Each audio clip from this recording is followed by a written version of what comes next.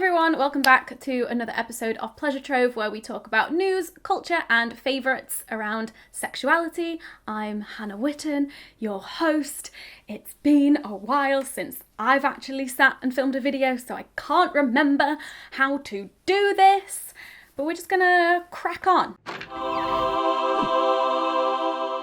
If you like these videos, I make content around sex and relationships weekly on this channel, and then I also have a sex and relationships interview podcast where I talk to lots of really cool people. So subscribe to this channel if you want, subscribe to the podcast if you want. I'm Hannah, hello, nice to meet you or see you again if you've been here for a while. I also just want to give a quick content warning for a short discussion about sexual abuse and sexual violence. This happens in the YouTube recommendation section of this video, and I'll also leave some timestamps in the description of when that is, so you can skip it if you want to. There are no descriptions, graphic or otherwise, of any abuse. It is more a general discussion around disclosure, but I'm just letting you know. It feels like so long since I've filmed a video that I've forgotten how to speak to a camera, so I'm just going to pretend like I'm speaking to my editor, and then hopefully that will just feel normal and we'll get into it. So, hi Becky, editor. This is the news segment. We're going to talk about some news now. Great. So it's been a hot minute since the last episode of Pleasure Trove, and there's always so much going on in the realm of sexuality. And some of this news is kind of old by now, and so I thought about cutting it, but I was like, no, but it's still really important to talk about and still really interesting. So we've got a few things in news. I'll also leave links in the description where people have covered these topics in more depth, but we're just gonna give a little highlights. This is what's been going on. So one of the main stories that caught my eye was the Bella Thorne OnlyFans scam. So Bella Thorne is a mainstream celebrity and she made an account on OnlyFans. OnlyFans is a paid subscription website that a lot of content creators use, but also a lot of sex workers use. And you can subscribe to your favorite creators, and they might also offer certain explicit content and photos and videos for an extra price. And basically Bella Thorne created an account and charged people $200 for a pay-per-view post. So you have to pay $200 in order to see it, and apparently she said that they were explicit, fully naked nudes, and it turns out they weren't. She made $1 million in a day, and loads of people were asking for refunds, quite rightly. And basically what this led to was OnlyFans, the platform, introducing new restrictions. So something like this potentially couldn't happen again. So now they've put a $50 cap on pay-per-view posts, and also instead of creators being paid out weekly, they're paid out monthly. And this has basically fucked over sex workers once again. People just do not consider sex work, do not think about the consequences of their actions and how they might impact people who are already doing a job that is so heavily stigmatized and so difficult to do. You've got governments and media platforms left, right, and center trying to regulate and restrict their ability to work safely and make money and, be respected and, be given just some human fucking decency. So that has been a real hit for the sex worker community, and some of them have taken a huge cut to earnings, and I just think the whole thing is so frustrating. And I will say, and this is in no way blaming sex workers for what happened to them, absolutely not. Bella Thorne and OnlyFans are the instigators here, but it does teach us a lesson about the fragility of platforms that we use as creators. It can be really dangerous to have all of your eggs in one basket, and then that basket collapses for whatever reason, and you can't make the same amount of money, you can't support your livelihood. But I say that knowing that obviously there are limited options for sex workers, because not all platforms are willing to provide a safe space for them. And basically what we've seen happening with what happened with Tumblr, and now what's happening with OnlyFans, when sex workers built up that platform over lockdown, it blew up. But what we've been seeing is just this narrowing of safe spaces online where sex workers can create content, post content, have the ability to make money. It's just getting smaller and smaller and smaller. And that really sucks. But if you're a creator and you're not a sex worker, perhaps the lesson learned from this is to diversify your revenue streams in whatever way that you can, because these platforms are not our friends, and they're especially not sex workers' friends. The next story I want to touch upon is the whole gender reveal party and the California wildfires story, which is just horrific. If you're in California right now, I'm so sorry. Please, I hope you're safe. But I just wanted to quickly give you a quote from the woman who is credited for inventing the whole gender reveal trend. And she said, "Stop having these stupid parties. For the love of God, stop burning things down to tell everyone about your kid's penis. No one cares but you." So there you go. You heard it from the creator.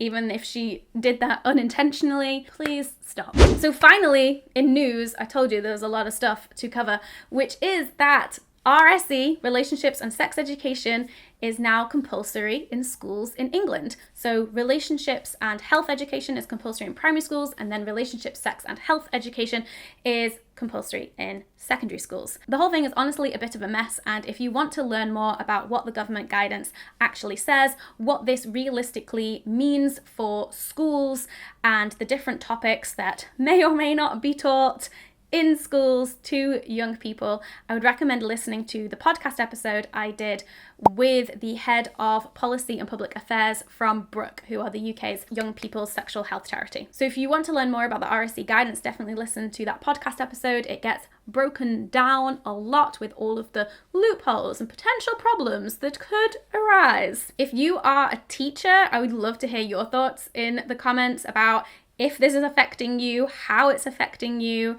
Would be interested to hear. So next up, I have got some book favorites. The first is Fattily Ever After by Stephanie Yeboah. This came out recently and it is absolutely stunning, and it is all about body positivity, fat acceptance, and feminism and racism and Steph's personal relationship with her body. But there is just so much good stuff in here. Like, I learned loads about the history of the fat acceptance and body positive movements. I learned a lot about the history of racism and policing body types. There was honestly a lot of new terminology in here for me as well. Like, you get a real sense of Steph's story and her personal journey, but there is just like so many nuggets in here of important information for people who are Black, people who are fat, but then also people like me who are neither of those things and want to understand these movements better and be a better ally. Would highly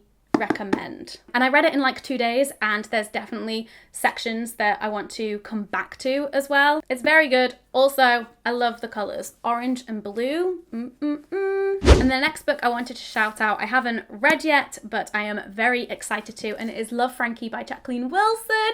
I grew up on Jacqueline Wilson books, and in this book, Love, Frankie, we have a lesbian hero. Actually, I don't know if she identifies as a lesbian, but a girl who loves girls. This copy was gifted to me by the publishers, and I'm so excited to dive into it. Also, I know that Emma Gannon did an interview with Jacqueline Wilson recently as well for her podcast Control Alt Delete, so I definitely also want to listen to that. Next up, I have a podcast recommendation for you, and it is iWeigh by Jamila Jamil.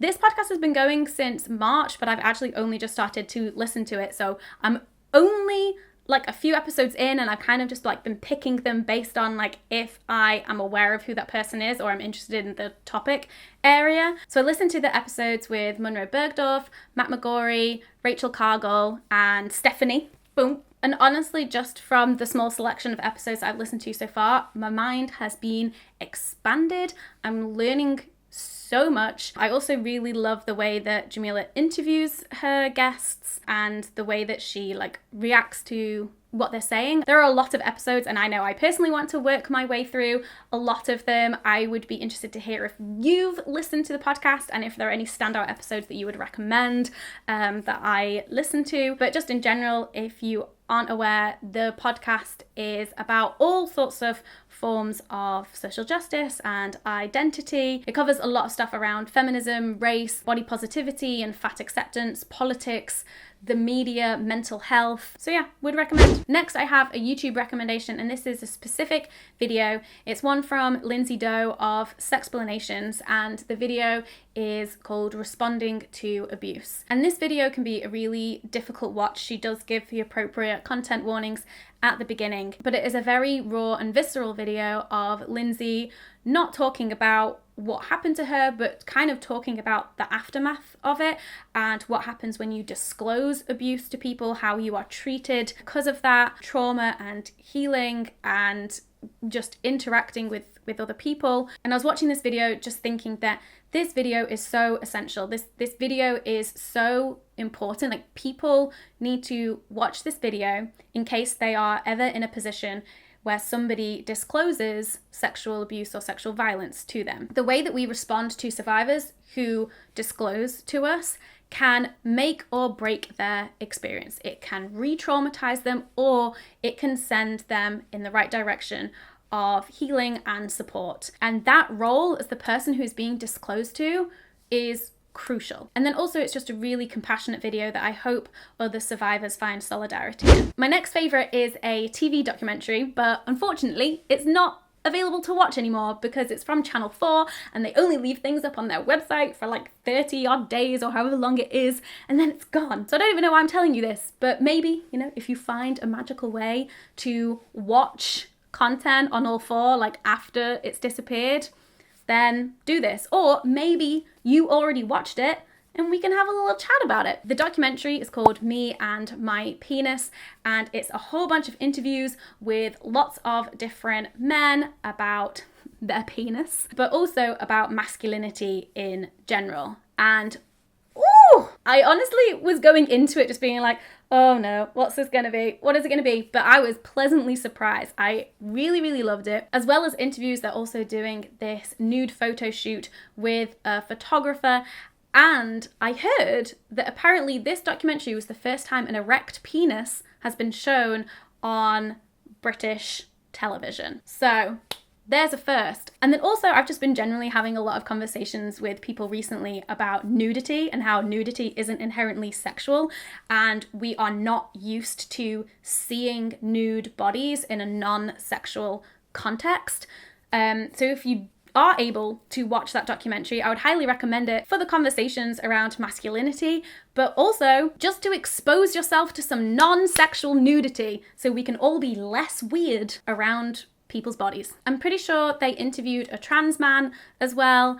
However, I don't think they interviewed a single fat person. I think they were all like pretty slim men from my memory, which I now can't go check because the documentary is gone forever. But yeah, for a documentary that was focusing on body image, masculinity, and mental health, and not including a wider variety of body shapes and sizes, I was like, I believe there was a man in a wheelchair. They got the trans and the disability boxes ticked. But hey, always room for improvement. And on that note, thank you so much for watching this episode of Pleasure Trove. I hope that you enjoyed it, and I would love to hear your thoughts in the comments on all of the different things that we talked about. And also, if you have any of your own recommendations or news stories that you've heard about that you want to bring to my attention. And I'll see you in my next video. Bye.